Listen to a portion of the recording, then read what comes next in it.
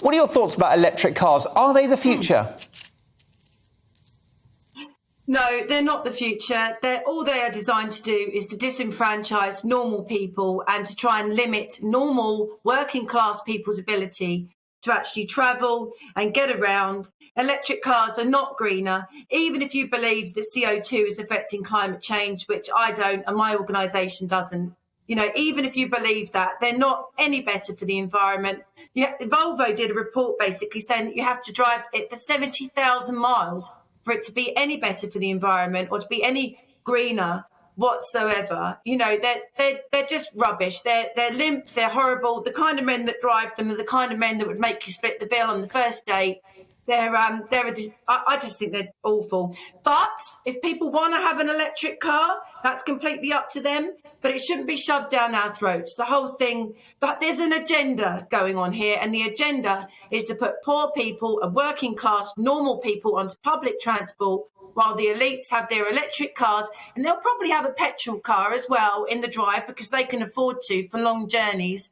And yeah, so I think they're an absolute complete waste of time. Yeah. Well, Lois, I definitely won't be brave enough to take you out for a drink in my Prius, which I can't imagine is the best example of a sort of a masculine stereotype. However, Lois, I do go around on my moped, and I'd rather be behind an electric vehicle than a diesel one, just in terms of the amount of guff that comes out the back of the car.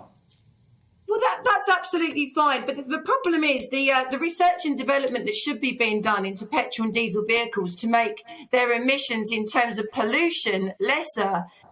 It just isn't being done at the moment because this ideology, this fanaticism around the green agenda is meaning that we're not actually exploring ways of making petrol and diesel cars cleaner in terms of pollution. It's all going into this electric car thing. I mean, where my mum lives in London, they're saying to people who live on her road that if you don't have an electric vehicle, you can't park outside your house anymore. They're going to remove the permit.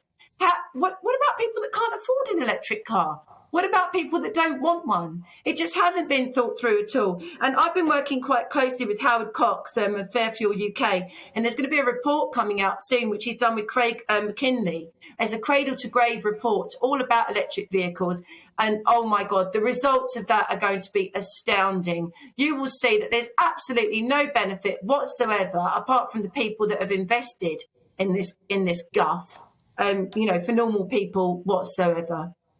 Donna McCarthy, I guess if you were buying a new car now, you might look at electric or a hybrid, but perhaps the most environmentally friendly thing to do is to keep the old banger you've got, because what the emission tests don't take into account is the enormous environmental footprint of producing a new car, even an electric one. Yes, there is a significant environmental impact in buying any car, whether it's petrol or electric. And we actually, to take care of the environment and people's health, we need to move away from car ownership and driving for the 70% of journeys in cities that are under 5 miles.